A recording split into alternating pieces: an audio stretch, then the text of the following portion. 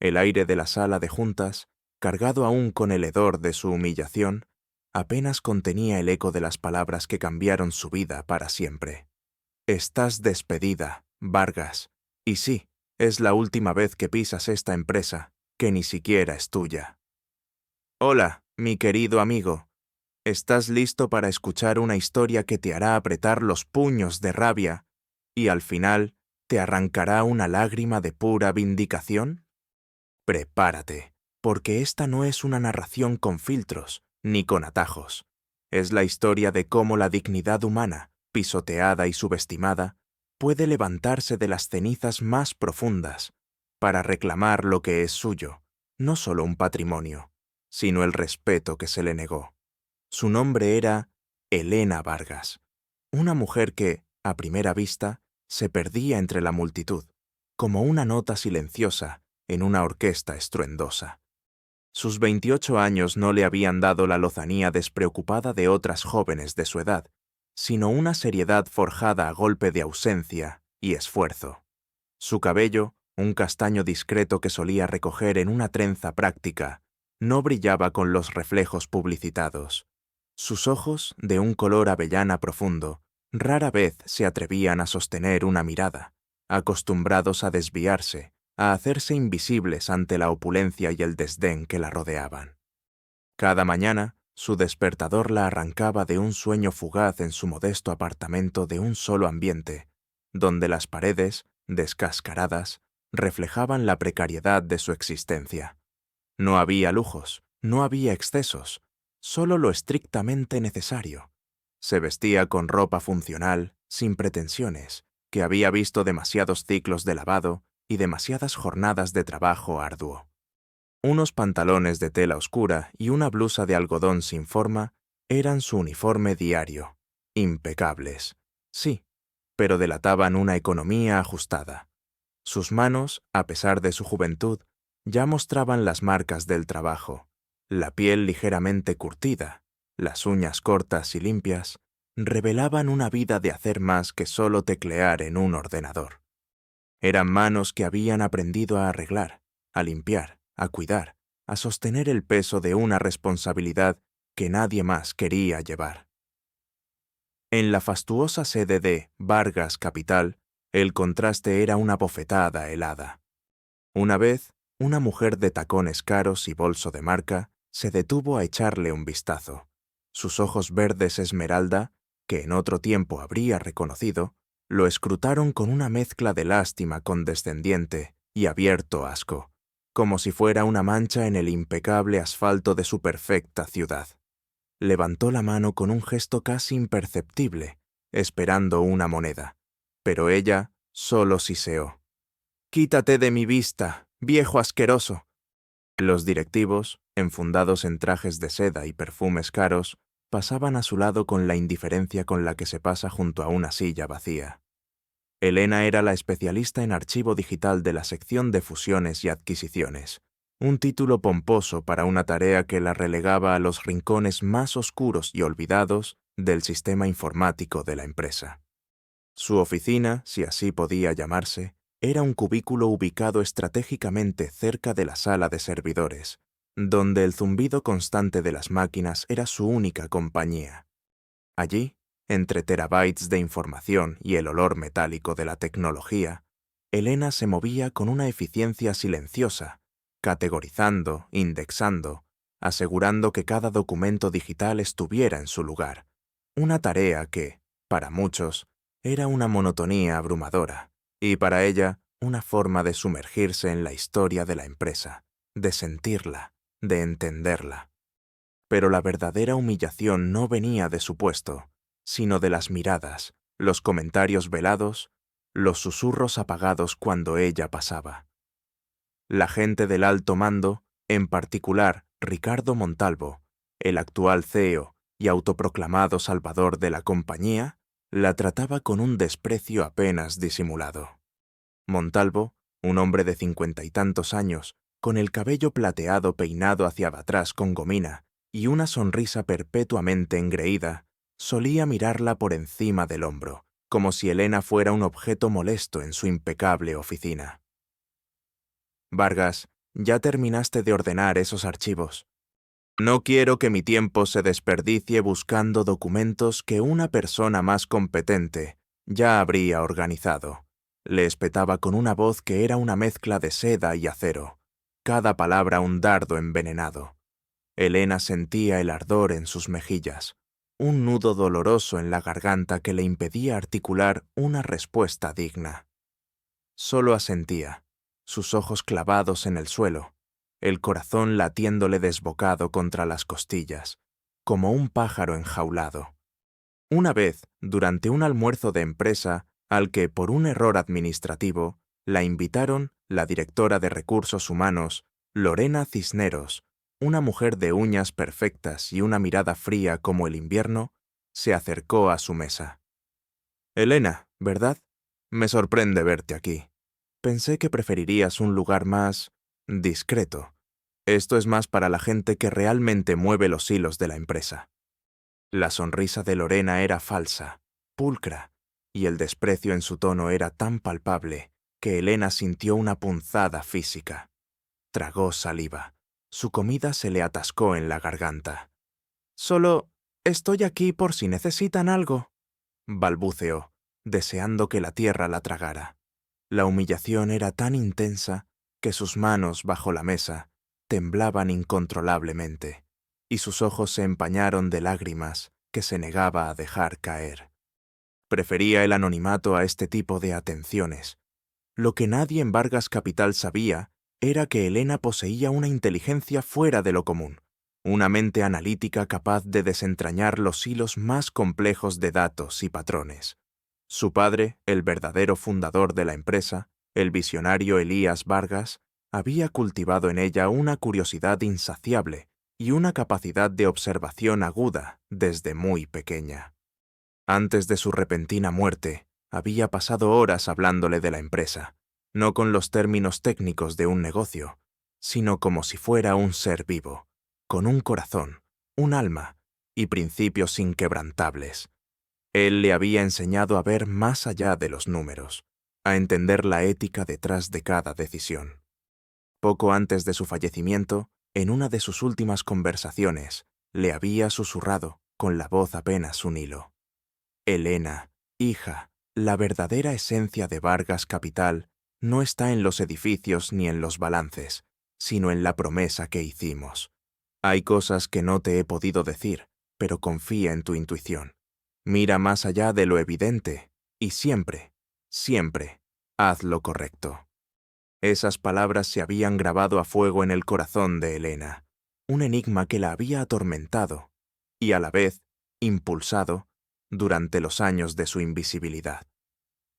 Mientras Ricardo Montalvo y su séquito se pavoneaban por los pasillos, ajenos a la profundidad de la mujer que barría sus migajas de información, Elena, en la soledad de su cubículo, había estado tejiendo, sin saberlo, una red de conocimiento.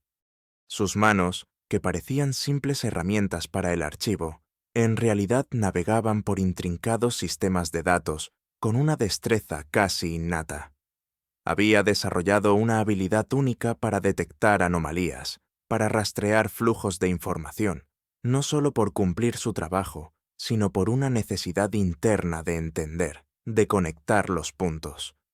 Nadie sabía que, en las noches, en lugar de descansar, ella se sumergía en cursos online de contabilidad forense, de derecho corporativo, de análisis de mercados.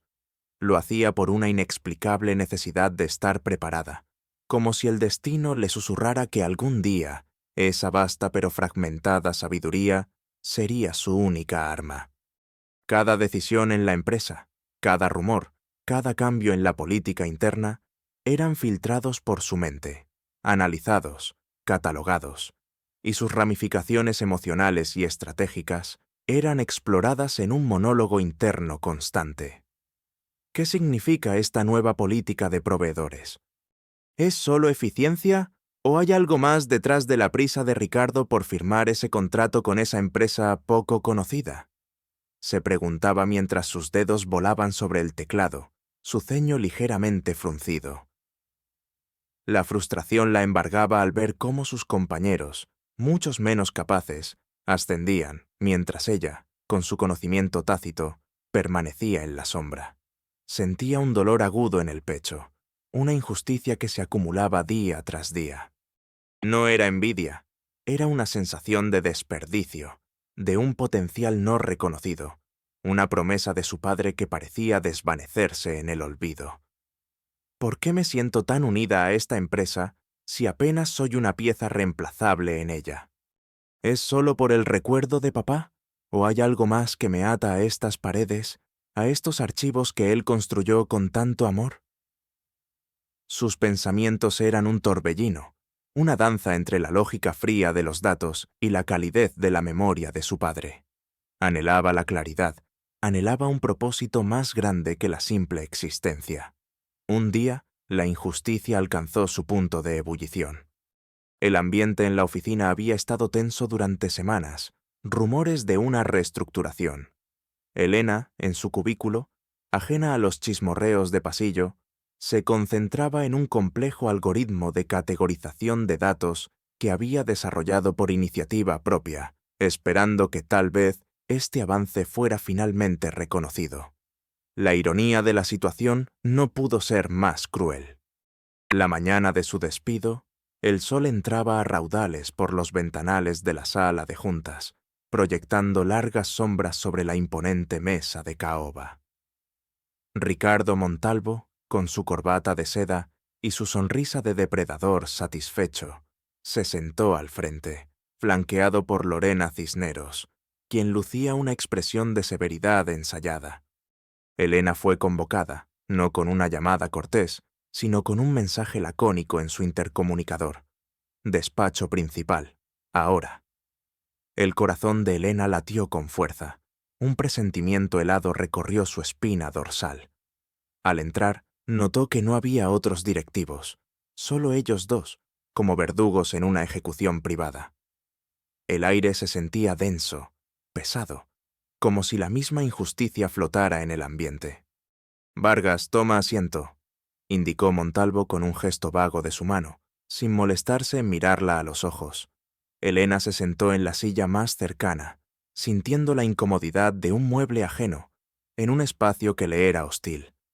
Lorena le entregó una carpeta delgada con un movimiento casi imperceptible de sus dedos, como si el contacto con el papel la quemara.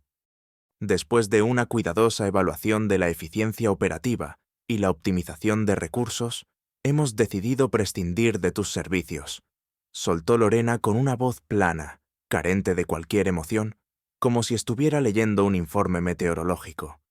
Elena sintió que el mundo se le venía encima. No era la pérdida del empleo lo que más le dolía, sino la forma, la frialdad, la absoluta falta de consideración después de años de dedicación silenciosa.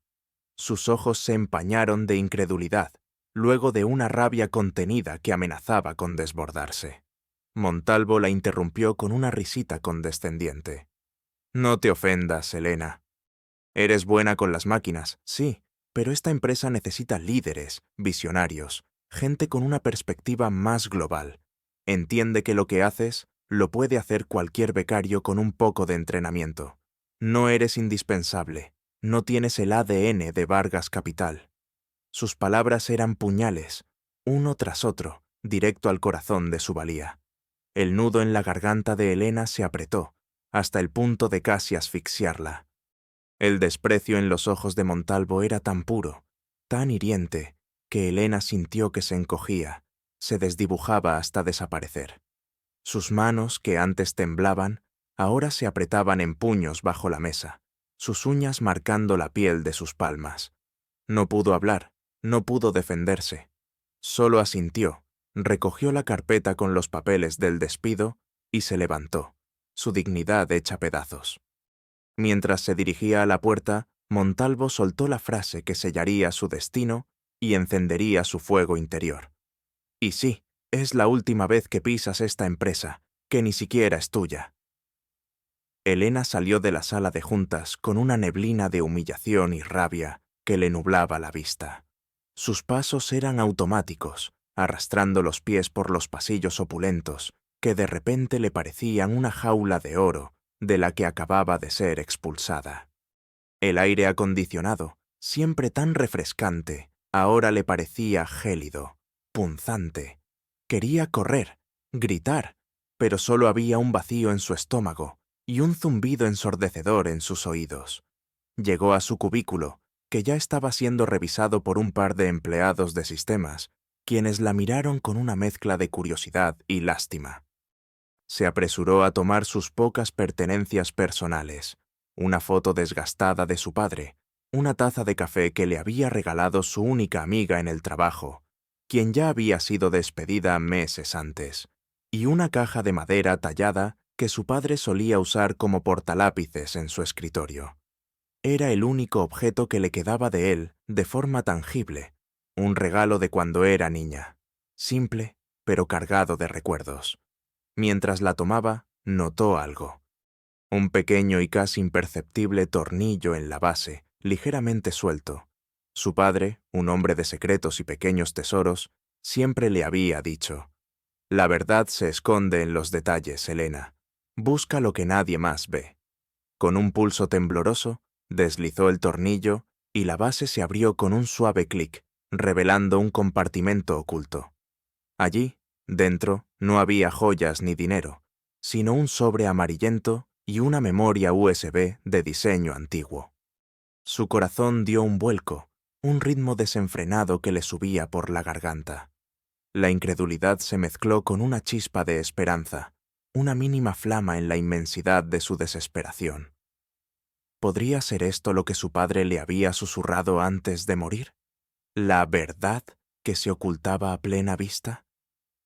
Salió de la oficina como un autómata, sin despedirse de nadie, las miradas de los curiosos clavadas en su espalda como alfileres. Se montó en el autobús, el sobre y la USB apretados en sus manos como si fueran sus salvavidas. El trayecto a casa fue un blur. Una vez en su pequeño apartamento, donde el silencio era la única compañía, dejó caer su mochila en el suelo y se sentó en su mesa de estudio, el corazón aún latiéndole como un tambor de guerra. Abrió el sobre con manos temblorosas.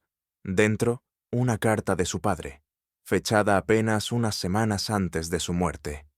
La caligrafía, familiar y fuerte, se volvía temblorosa en las últimas líneas. «Mi querida Elena, si estás leyendo esto, es porque ya no estoy, y porque las cosas no han ido como esperabas. Vargas Capital es tuya, hija, es tu legado. Siempre ha sido mi intención que fuera tuya, pero sabía que Montalvo, un hombre ambicioso y sin escrúpulos, intentaría tomarla. Prepárate. En la USB encontrarás las pruebas de mi verdadera voluntad y los pasos para reclamar lo que te pertenece. No confíes en nadie, solo en tu mente y tu corazón. Demuéstrales de qué está hecha una Vargas». Las palabras de su padre eran una bomba de relojería en su pecho, un torbellino de emociones, incredulidad, dolor por la traición, una rabia ardiente contra Montalvo y una determinación gélida que se asentaba en lo más profundo de su ser. «¿Mía? ¿Vargas Capital es mía?», susurró, la voz apenas un hilo. Se sentía como si le hubieran golpeado el estómago, no por el dolor, sino por la magnitud de la revelación. La empresa por la que había sido humillada, despedida, tratada como escoria, era su herencia.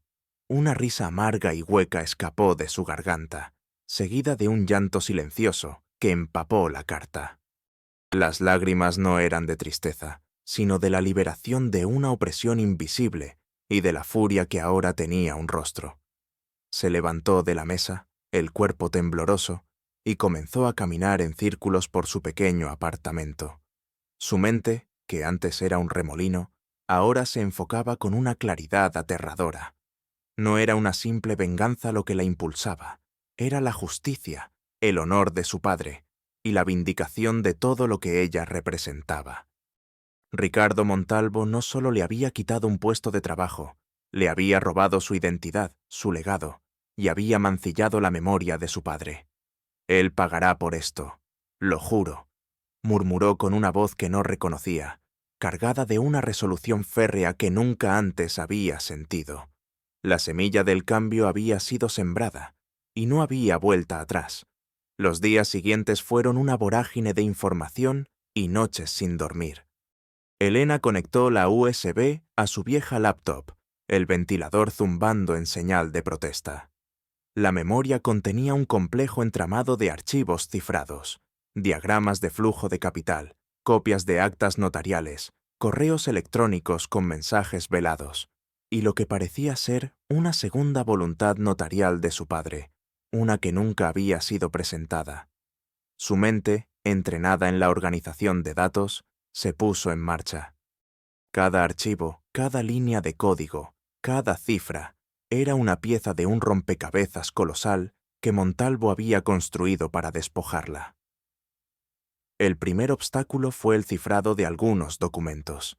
Elena pasó horas frente a la pantalla, devorando tutoriales de ciberseguridad, probando contraseñas, aplicando la lógica y la intuición que su padre le había inculcado. La frustración la golpeaba como olas en la orilla, haciéndola dudar de su capacidad. Hubo momentos en que sus ojos se ponían borrosos por el cansancio y la desesperación amenazaba con ahogarla. «Esto es demasiado. No puedo con esto. ¿Qué sé yo de leyes, de finanzas complejas?», se lamentaba, apoyando la cabeza sobre el teclado, el metal frío contra su frente.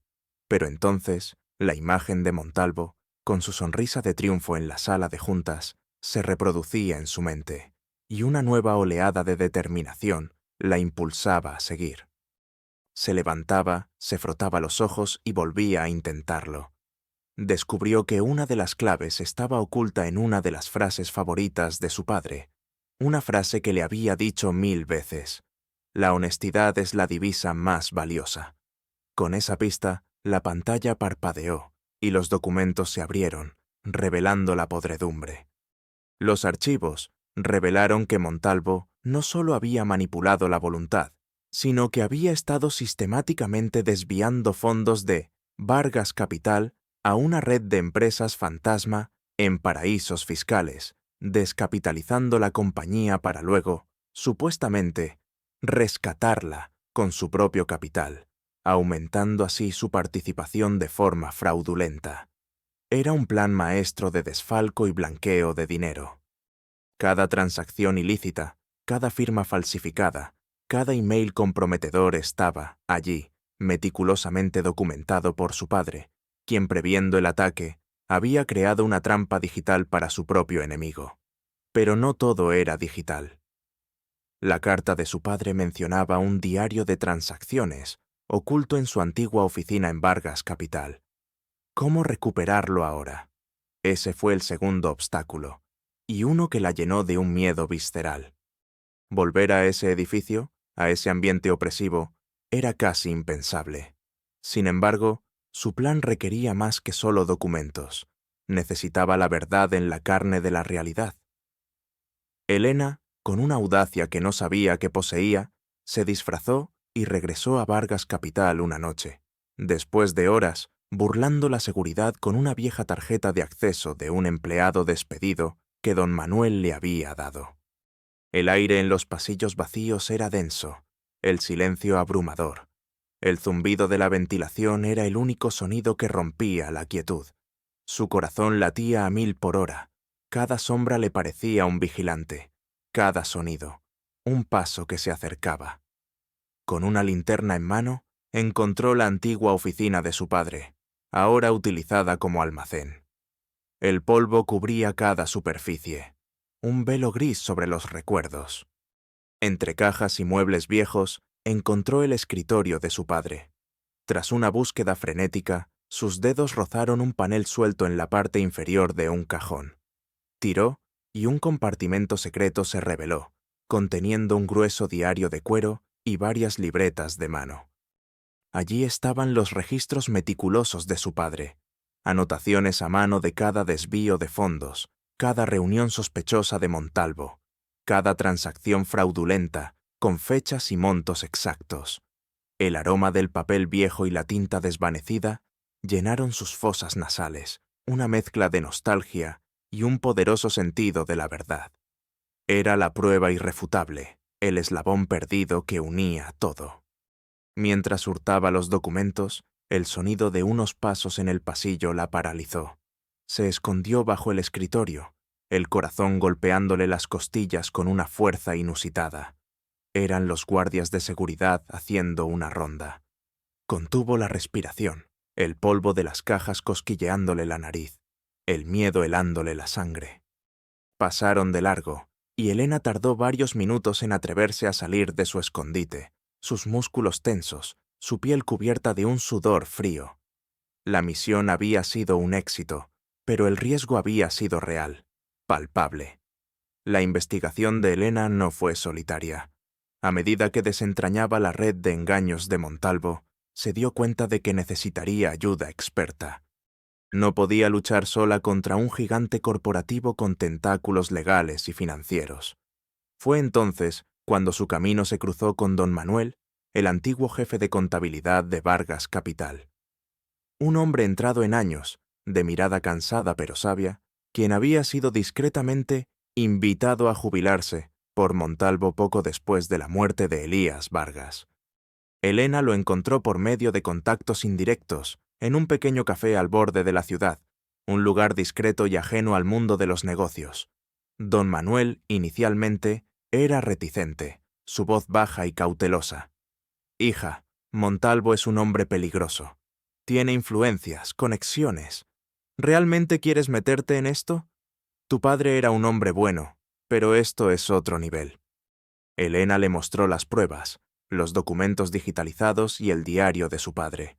Los ojos de don Manuel se abrieron, la sorpresa y el asco se dibujaron en su rostro. «Dios mío, lo sospechaba. Siempre sospeché que algo no andaba bien con sus números, pero nunca tuve pruebas tan contundentes». La confianza se forjó en las horas siguientes, entre tazas de café humeante y el susurro de papeles. Elena vio en él no solo un experto en números, sino una lealtad inquebrantable a la memoria de su padre y a la empresa que juntos habían construido. Don Manuel, a su vez, vio en Elena la chispa de Elías, la misma integridad, la misma tenacidad. «Tu padre estaría orgulloso, Elena. Te ayudaré. Por él, por la empresa, por la justicia». Sus palabras resonaron en el pequeño café, un juramento silencioso. Don Manuel le proporcionó conocimientos internos sobre las debilidades de Montalvo, los puntos ciegos de la compañía, las lagunas en los sistemas que él mismo había ayudado a construir. Compartió anécdotas de Elías Vargas, confirmando la visión y los valores que Elena siempre había sentido que Montalvo había corrompido. La segunda aliada, y quizás la más crucial, fue Sofía Salazar, una joven abogada recién salida de la facultad, brillante, idealista, y trabajando en un prestigioso bufete donde sus ideas innovadoras eran a menudo subestimadas por la vieja guardia. Elena la encontró a través de un contacto del padre de Sofía, un profesor de Derecho que había conocido a Elías Vargas.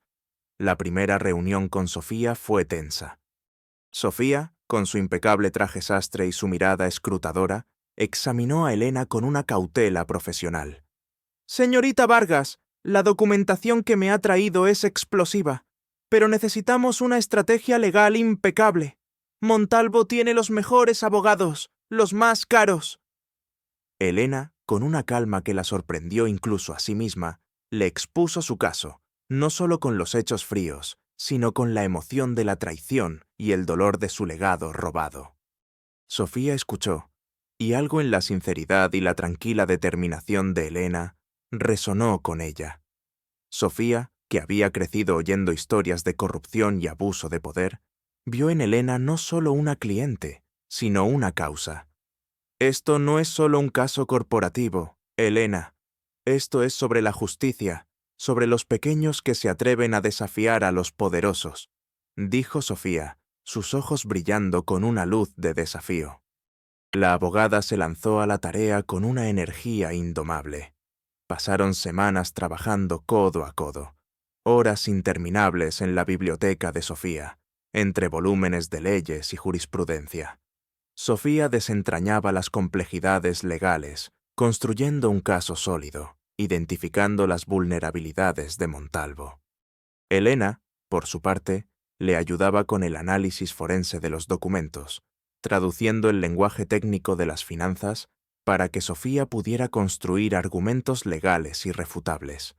Las conversaciones entre ellas eran largas, profundas, llenas de estrategias, dudas y un creciente sentido de camaradería. Si presentamos esto así, Montalvo podría intentar desacreditar la fuente. Necesitamos una cadena de custodia impecable para el diario de tu padre, argumentaba Sofía, su dedo golpeando suavemente un párrafo de un documento. Entiendo. ¿Y si lo complementamos con los registros de la empresa Fantasma X en las Islas Caimán, los que Montalvo pensó que había borrado, pero que papá guardó en una copia de seguridad en un servidor antiguo? Respondía Elena, su mente ya varios pasos por delante, trazando conexiones que harían el caso inexpugnable. Sofía sonrió, una sonrisa de genuina admiración. La confianza entre ellas era palpable, una alianza forjada en la adversidad y un propósito compartido. Los tres, Elena, don Manuel y Sofía, se convirtieron en un equipo implacable, trabajando en las sombras, tejiendo la red que finalmente atraparía a Montalvo. Cada uno aportaba su pieza, cada uno un eslabón vital en la cadena de la justicia que se avecinaba. Mientras Elena y sus aliados tejían su intrincada red, la tensión en Vargas Capital comenzaba a escalar. Pequeños movimientos, apenas perceptibles para el ojo inexperto, empezaron a inquietar a Ricardo Montalvo. Un requerimiento de información inesperado de una agencia reguladora sobre una de sus filiales en el extranjero, una pregunta inusualmente incisiva de un accionista minoritario en una llamada de rutina, un artículo ambiguo en un blog financiero que insinuaba anomalías en la dirección de la empresa. Montalvo, acostumbrado a tener un control absoluto, empezó a sentir un leve escozor, una irritación en la periferia de su poder. Su paranoia, latente, comenzaba a florecer.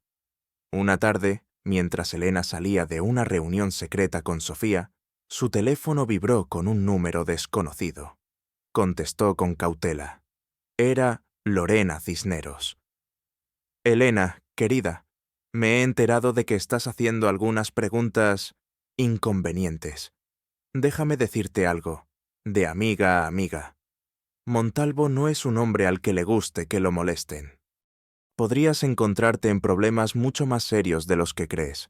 Algunas cosas es mejor dejarlas en el pasado. La voz de Lorena era dulce como la miel, pero el veneno se destilaba en cada sílaba.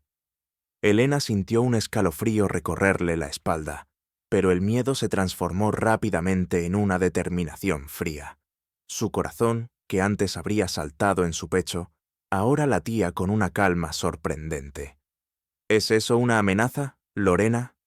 Porque si es así, te sugiero que seas más clara, y si no, te pido que no me molestes más, respondió Elena con una voz firme y gélida, una autoridad que nunca antes había osado mostrar. Lorena, al otro lado de la línea, pareció sorprenderse por la inesperada respuesta. Hubo un silencio cargado de tensión, luego un chasquido al colgar la llamada. Elena sostuvo el teléfono, su mente analizando la interacción. No era solo un intento de intimidación, era una señal de que estaban cerca, de que Montalvo y Lorena estaban nerviosos. Este pequeño acto de desafío le dio una inyección de confianza. Están reaccionando. Esto significa que mi plan está funcionando, se dijo a sí misma, un esbozo de sonrisa cruzando sus labios. El miedo no había desaparecido, pero ahora era un catalizador, no un paralizador. Días después, Montalvo, visiblemente más tenso, convocó a una reunión de emergencia del Consejo de Administración, un movimiento inusual. Los rumores de una posible auditoría externa flotaban en el aire, y su rostro, normalmente impávido, mostraba signos de fatiga y una irritación apenas contenida. Elena, a través de don Manuel, se enteró de que Montalvo había despedido a varios empleados de bajo nivel, aparentemente sin razón, una purga preventiva que solo servía para aumentar la sospecha. Tiene miedo, musitó don Manuel por teléfono. Está limpiando la casa, pero de forma torpe. Está actuando por desesperación. La tensión era palpable. Las noches de Elena estaban llenas de monólogos internos, sopesando cada riesgo, cada posible contramedida de Montalvo. Si reacciona de esta manera, ¿qué otros movimientos podría hacer? ¿Podría intentar destruir pruebas? ¿Desaparecer? Debo anticipar cada escenario, pensaba, mientras repasaba una y otra vez el plan con Sofía. La preparación no era solo logística, sino también mental y emocional. Estaba construyendo no solo un caso legal, sino una fortaleza interna que la protegería de los embates que sabía que vendrían. La calma de Elena, en medio de la tormenta, era la calma del estratega, del guerrero que conoce el terreno y ha ensayado cada paso en su mente. El momento de la verdad se acercaba, y ella estaba lista. El día del clímax amaneció con un cielo plomizo sobre la ciudad, como si la misma naturaleza presagiara el drama que estaba por desatarse. Era la Junta Anual de Accionistas de Vargas Capital, un evento que Ricardo Montalvo había convertido en un pomposo espectáculo de autopromoción. El gran salón de eventos del hotel más exclusivo de la ciudad estaba abarrotado. Candelabros de cristal, mesas redondas con manteles de seda, arreglos florales exóticos y una atmósfera cargada de la presunción de éxito. Los accionistas, vestidos con sus mejores galas, charlaban animadamente, sorbiendo champán y esperando el discurso triunfal de Montalvo, quien se preparaba para anunciar una histórica expansión, que en realidad era la culminación de su esquema fraudulento. Ricardo Montalvo, vestido con un traje impecable y una sonrisa arrogante, subió al estrado, el micrófono ajustado a su altura. Sus ojos recorrieron la sala, deteniéndose con complacencia en los rostros de los inversionistas más importantes. Distinguidos accionistas, es un honor anunciar hoy que Vargas Capital no solo ha superado sus objetivos financieros, sino que está a punto de embarcarse en la era más próspera de su historia. Comenzó, su voz resonando con una confianza ensayada. Las pantallas gigantes detrás de él mostraban gráficos ascendentes y promesas de dividendos estratosféricos. Un murmullo de aprobación recorrió la sala. La prensa, apostada en la parte trasera, tomaba notas y fotos, ansiosa por captar el brillo del éxito. Fue entonces cuando Elena, flanqueada por Sofía, entró por la puerta principal. No vestía su habitual ropa modesta. Sofía la había ayudado a elegir un sencillo, pero elegante traje pantalón negro, que, sin ser ostentoso, le confería una silueta de autoridad. Su cabello estaba recogido en un moño bajo, revelando un rostro enmarcado por una expresión de serena resolución. Caminó por el pasillo central, cada paso medido, cada movimiento imbuido de una quietud que contrastaba brutalmente con el frenético ambiente. Algunos accionistas la miraron con curiosidad, otros con desprecio al reconocer a la empleada despedida. Montalvo, al verla, frunció el ceño. Su sonrisa se desvaneció, reemplazada por una mueca de irritación. «¿Qué hace esta mujer aquí? Seguridad», espetó, su voz perdiendo parte de su pulcra dicción. Antes de que la seguridad pudiera reaccionar, Sofía se adelantó. «Disculpe, señor Montalvo. La señorita Elena Vargas está aquí como legítima heredera y representante legal de la voluntad de su padre, el fundador de esta empresa, Elías Vargas. Tenemos una orden judicial que nos permite presentar una moción de emergencia ante esta junta». La voz de Sofía era clara, fuerte, y resonó en el amplio salón, acallando los murmullos. Montalvo se puso pálido. Lorena Cisneros, sentada en la primera fila, dejó caer su copa de champán, el líquido dorado esparciéndose sobre el impecable mantel. Un silencio ensordecedor cayó sobre la sala. Todos los ojos se posaron en Elena, quien, con una calma asombrosa, se acercó al estrado. Subió los pocos escalones y se colocó junto a Montalvo, quien retrocedió un paso, sus ojos inyectados en sangre. Señores y señoras accionistas, mi padre, Elías Vargas, fundó Vargas Capital con principios de honestidad y transparencia. Lamentablemente, desde su fallecimiento, estos principios han sido brutalmente mancillados. Comenzó Elena, su voz baja al principio, pero ganando fuerza y claridad con cada palabra. El señor Ricardo Montalvo no solo ha manipulado la voluntad de mi padre, despojándome ilegalmente de mi herencia, sino que ha orquestado un plan maestro de desfalco y blanqueo de dinero que ha puesto en riesgo el futuro de esta compañía. La sala estalló en un clamor de sorpresa y confusión. Montalvo, con el rostro descompuesto, intentó balbucear una negación. «¡Miente! ¡Es una empleada resentida! ¡Una loca!», gritó, su voz ronca de furia y miedo. Pero Elena no se inmutó. Con un gesto de la mano, Sofía activó el proyector de la sala. La pantalla gigante, que antes mostraba gráficos de prosperidad, ahora revelaba una secuencia de documentos irrefutables. La verdadera voluntad de Elías Vargas, las transferencias bancarias a las empresas fantasma de Montalvo, copias de correos electrónicos internos donde Montalvo detallaba su plan de desfalco, incluso imágenes del diario de su padre con sus meticulosas anotaciones. Cada pieza de evidencia era un golpe directo al estómago de Montalvo. Las reacciones fueron viscerales y en tiempo real. Montalvo se tambaleó. Sus manos temblaban incontrolablemente. Su camisa se pegaba a su piel con sudor frío. Su boca se abría y cerraba, intentando articular una defensa, pero solo salían sonidos ininteligibles, como un pez fuera del agua.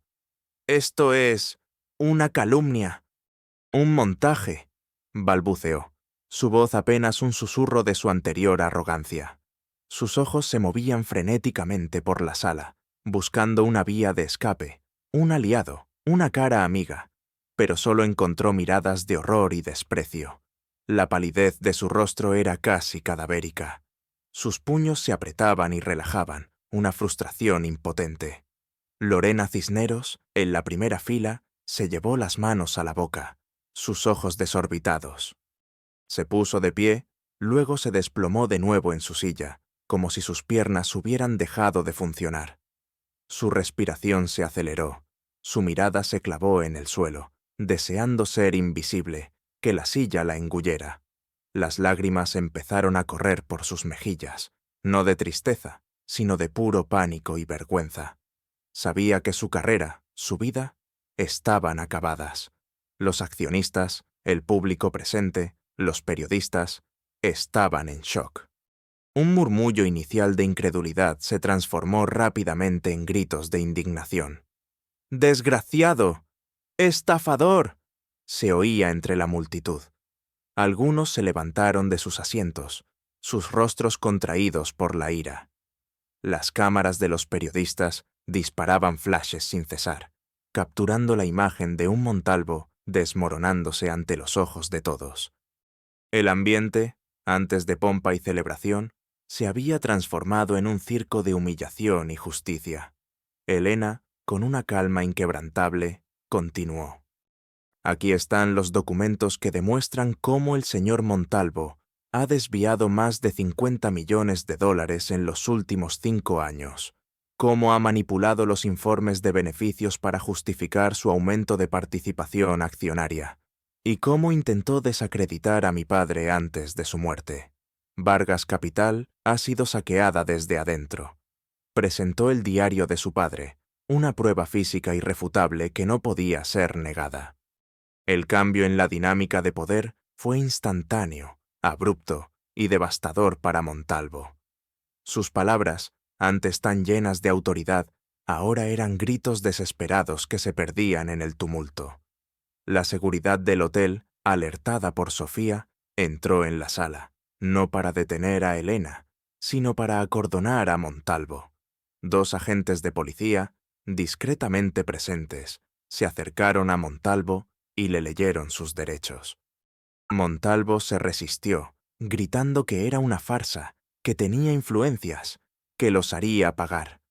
Pero sus palabras eran vacías. El poder se había escurrido entre sus dedos como arena. La imagen de Montalvo siendo esposado y sacado del salón, con el rostro deformado por la rabia y la humillación, fue capturada por decenas de cámaras, destinada a los titulares de la mañana siguiente. Fue el inicio de su caída, una caída tan estrepitosa como la ascensión que había orquestado sobre las ruinas de la confianza. La caída de Ricardo Montalvo fue tan rápida y brutal como su ascenso había sido engañoso.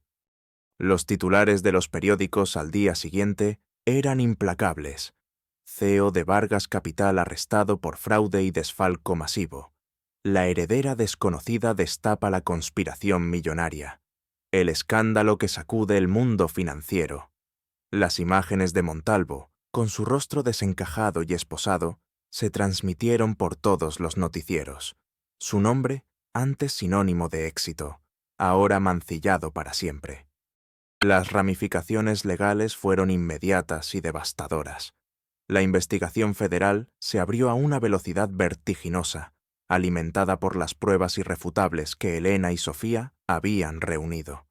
Cuentas bancarias congeladas, propiedades embargadas, socios y cómplices siendo investigados.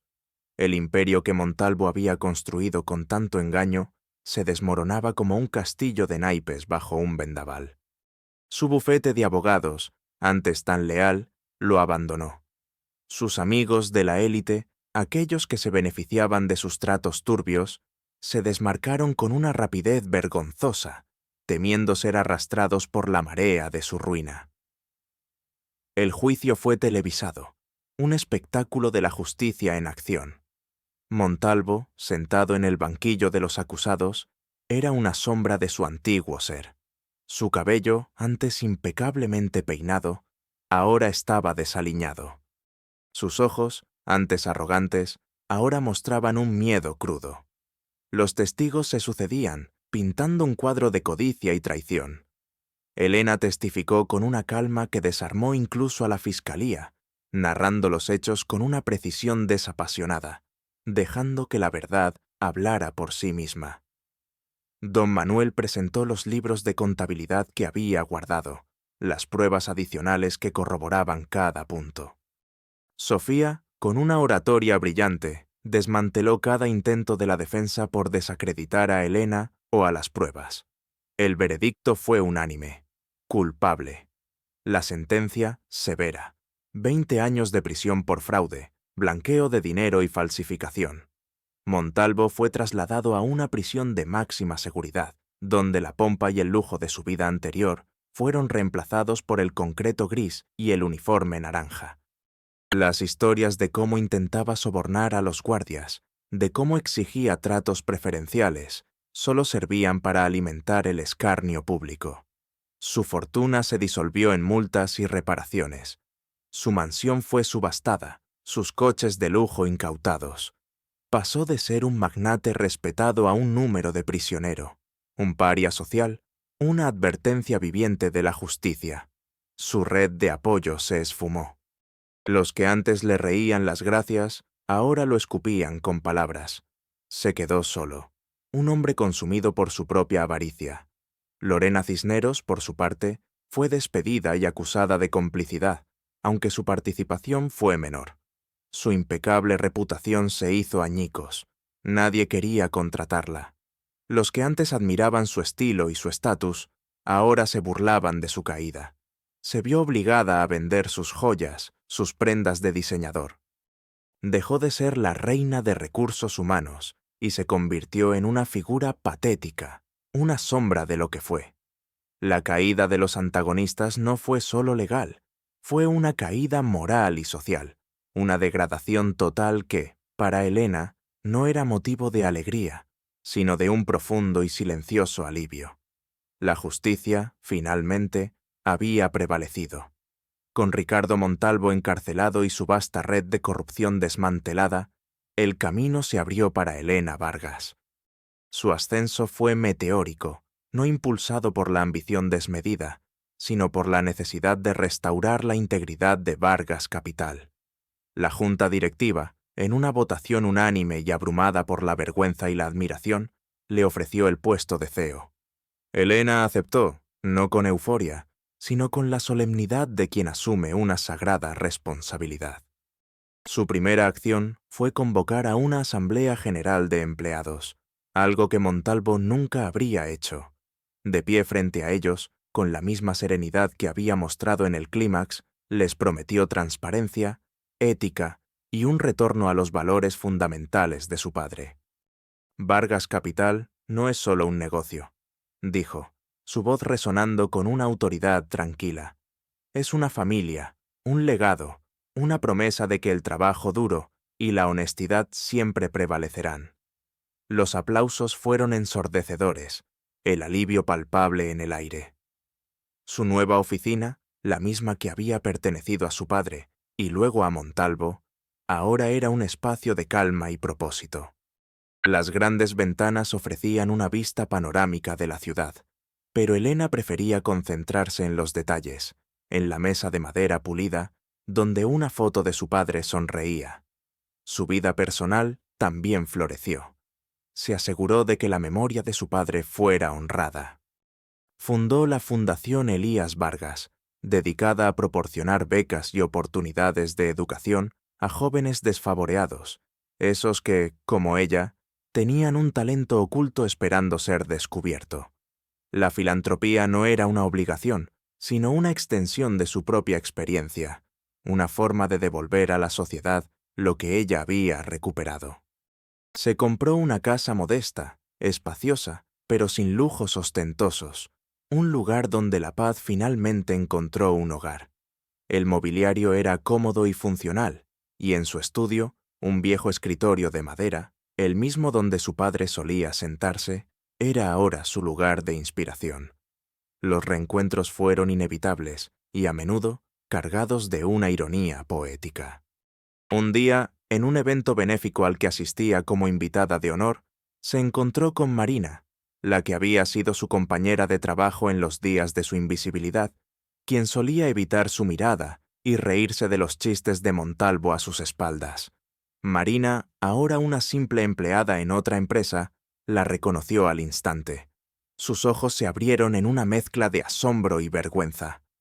«Elena, Dios mío, eres tú. No puedo creerlo. ¿Te ves?» «Diferente», balbuceó, su rostro ruborizado. Elena sonrió con suavidad, una sonrisa genuina, sin atisbo de resentimiento. «Marina, es bueno verte». La otra mujer bajó la mirada, incapaz de sostener la suya. «Yo, lo siento, por cómo te tratábamos. Éramos tan ciegos, tan estúpidos». Elena puso una mano en su hombro. «El pasado es el pasado, Marina. Lo importante es lo que aprendemos de él». La compasión de Elena fue más desarmante que cualquier reproche. Otro reencuentro memorable fue en el hospital, donde visitaba un programa que su fundación había financiado. El guardia de seguridad de la entrada, aquel que solía mirarla con desprecio cuando entraba a Vargas Capital con su ropa modesta, la saludó con una reverencia respetuosa. «Señorita Vargas, es un honor tenerla aquí. ¿Necesita algo?» Sus palabras eran deferentes, su tono de admiración.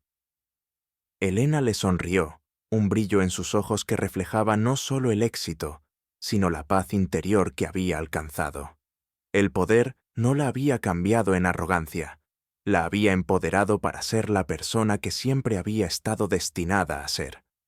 Su nueva vida no era una vida de venganza, sino de redención, un testimonio de que el valor de una persona no reside en el reconocimiento externo, sino en la fuerza inquebrantable de su espíritu. Y así, mi querido oyente, la historia de Elena Vargas se convirtió en un faro de esperanza. Su viaje no fue solo el de una mujer que recuperó lo que le había sido arrebatado, sino el de una verdad que se alzó contra la mentira, una dignidad que aplastó la arrogancia. La lección más profunda que Elena encarnaba era que el verdadero valor de una persona no se mide por el tamaño de su cuenta bancaria o la opulencia de sus posesiones, sino por la integridad de su carácter, la resiliencia de su espíritu y la compasión que muestra a pesar de las cicatrices. Su legado trascendió las fronteras de Vargas Capital. Helena se convirtió en una oradora inspiradora, una voz para los subestimados, para aquellos cuyas virtudes invisibles a menudo pasan desapercibidas. Su historia se difundió, no como un cuento de hadas, sino como una epopeya de la perseverancia humana. La empresa, bajo su liderazgo, no solo recuperó su estabilidad financiera, sino que floreció, impulsada por una nueva filosofía de ética y apoyo a la comunidad, convirtiéndose en un modelo de negocio responsable. Años después, Helena, con el cabello plateado por la sabiduría y una sonrisa que reflejaba una paz inmensa, seguía al frente de Vargas Capital. Su mirada, antes esquiva, ahora se sostenía con una profundidad serena, un eco de la fortaleza que había descubierto en su interior. La joven silenciosa y humillada se había transformado en una leyenda viviente, un recordatorio perenne de que la justicia, aunque a veces tarda, siempre encuentra su camino para resplandecer, y que la semilla de la verdad, una vez sembrada, tiene el poder de derribar los imperios de la mentira. Su historia no era solo suya, era la historia de todos aquellos que se atreven a creer en su propio valor, incluso cuando el mundo se empeña en decirles que no son nadie. Porque al final, mi querido amigo, la dignidad no se otorga, se conquista.